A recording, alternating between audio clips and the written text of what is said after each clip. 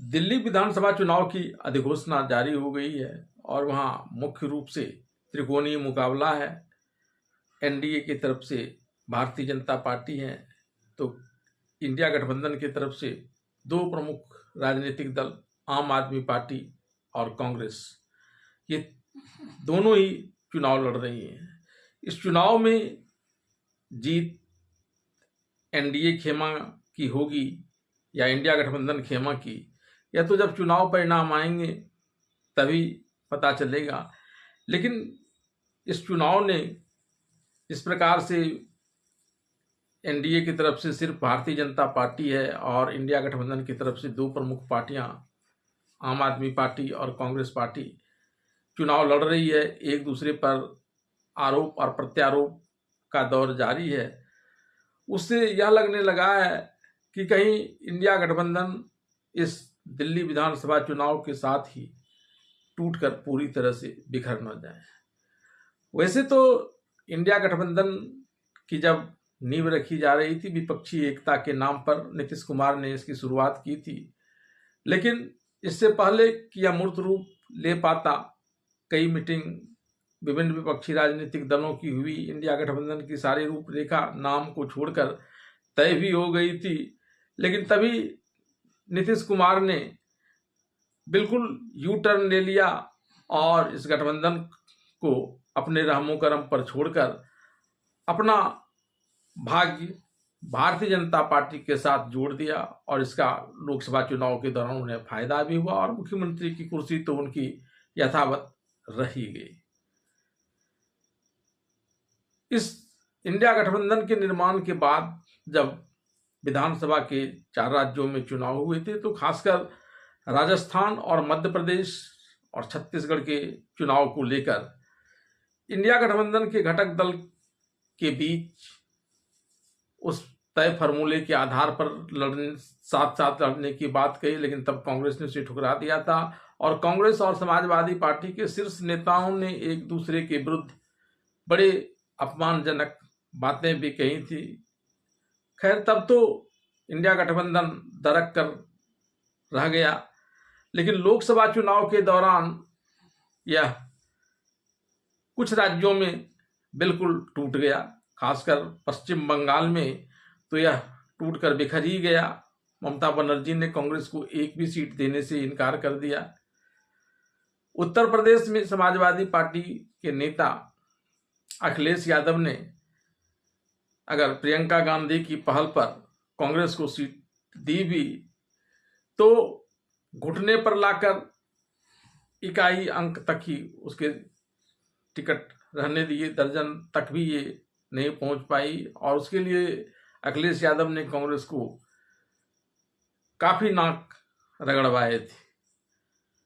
अब दिल्ली चुनाव के दौरान एक बार फिर से स्थिति इंडिया गठबंधन को तोड़ने वाली नजर आ रही है। कांग्रेस और आम आदमी पार्टी तो खुल्लम खुल्ला एक दूसरे के विरुद्ध लड़कर आरोप प्रत्यारोप कर ही रहे हैं। पहले समाजवादी पार्टी के नेता अखिलेश यादव ने और अब तृणमूल कांग्रेस की नेत्री ममता बनर्जी ने दिल्ली चुनाव में अखिलेश यादव का पक्ष लेकर यह तय कर दिया कि यह गठबंधन अब ज्यादा दिन चलने वाला नहीं है। कांग्रेस के पीठ पर तो यहां तक हिंदी पट्टी की एक बड़ी राजनीतिक दल जो इंडिया गठबंधन में है और बिहार में महागठबंधन में कांग्रेस के साथ है आरजेडी, उसने भी भले ही कांग्रेस को लेकर आम आदमी पार्टी को लेकर कुछ नहीं कहा, लेकिन चुप्पी साधकर एक बड़ा इशारा तो कर ही दिया है कि अब इंडिया गठबंधन दलों में जहां जिसकी जितनी ताकत होगी वहां उसका चलेगा। नीति और सिद्धांत इस पार्टी के लिए कोई मायने नहीं रहेंगे। और आइए जानते हैं कि आखिर इन राजनीतिक दलों की अपनी क्या मजबूरी है, जिसकी वजह से समाजवादी पार्टी और तृणमूल कांग्रेस पार्टी ने आम आदमी पार्टी का पक्ष लिया और कांग्रेस को बेसहारा कर दिया। और बिहार में साथ रहते हुए भी आरजेडी के नेता तेजस्वी यादव अभी मुंह खोलने से कतरा रहे हैं। दरअसल दिल्ली विधानसभा चुनाव को लेकर समाजवादी पार्टी, तृणमूल कांग्रेस पार्टी और आरजेडी पार्टी के नेताओं की सारी कवायदें अरविंद केजरीवाल के नेतृत्व वाले आम आदमी पार्टी या राहुल गांधी की अगुवाई वाली कांग्रेस पार्टी के नफ़ा नुकसान को लेकर नहीं, बल्कि अपनी खुद की पार्टी के नफ़ा नुकसान को लेकर है। दरअसल इन तीनों ही राज्यों में 2 वर्षों के अंदर अंदर विधानसभा का चुनाव हो जाना है। कांग्रेस पार्टी की छवि भले ही एक तरफ पैन इंडिया वाली राजनीतिक दल की हो, लेकिन उत्तर प्रदेश, पश्चिम बंगाल और बिहार, इन तीनों ही राज्यों में कांग्रेस पार्टी मुख्य रूप से इन्हीं समाजवादी पार्टी, तृणमूल कांग्रेस पार्टी और आरजेडी पार्टियों के रहमो करम पर हैं। लेकिन इस राज्य में दूसरी पार्टी के रहमो करम पर रहते हुए भी कांग्रेस को जितना ही लाभ मिलेगा उतना ही नुकसान समाजवादी पार्टी, तृणमूल कांग्रेस पार्टी और आरजेडी को उठाना पड़ेगा।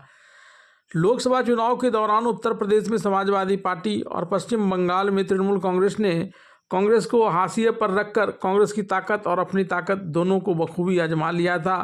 वहीं बिहार में आरजेडी और कांग्रेस ने भी अपनी अपनी ताकत आजमाई थी।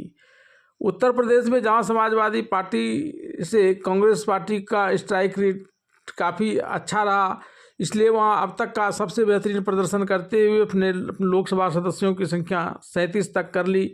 वहीं पश्चिम बंगाल में कांग्रेस को दरकिनार करने के बावजूद तृणमूल कांग्रेस ने 29 लोकसभा सीटों पर अपना कब्जा जमा लिया। ऐसे में आगामी विधानसभा चुनाव में यह दोनों ही राजनीतिक दल कांग्रेस को बिल्कुल भाव देने के मूड में नहीं है, क्योंकि कांग्रेस को भाव देना इन्हें अपने लिए घाटे का सौदा दिख रहा है। इस देखते हुए इन दोनों राजनीतिक दलों, समाजवादी पार्टी और तृणमूल कांग्रेस पार्टी ने दिल्ली चुनाव में आम आदमी पार्टी को कांग्रेस की तुलना में वरीयता देकर अपने राज्यों के विधानसभा चुनाव से पूर्व एक बार खुद अपनी पार्टी की ताकत का मूल्यांकन करने का प्रयास किया है। वहीं बिहार में कांग्रेस और आरजेडी दोनों ही एनडीए के सामने बौने साबित हुए। लोकसभा चुनाव में आगामी विधानसभा चुनाव में उनका यह बौनापन और बढ़ सकता है, इसलिए आगामी विधानसभा चुनाव में गठबंधन के तहत चुनाव लड़ना इनकी मजबूरी बन जाती है।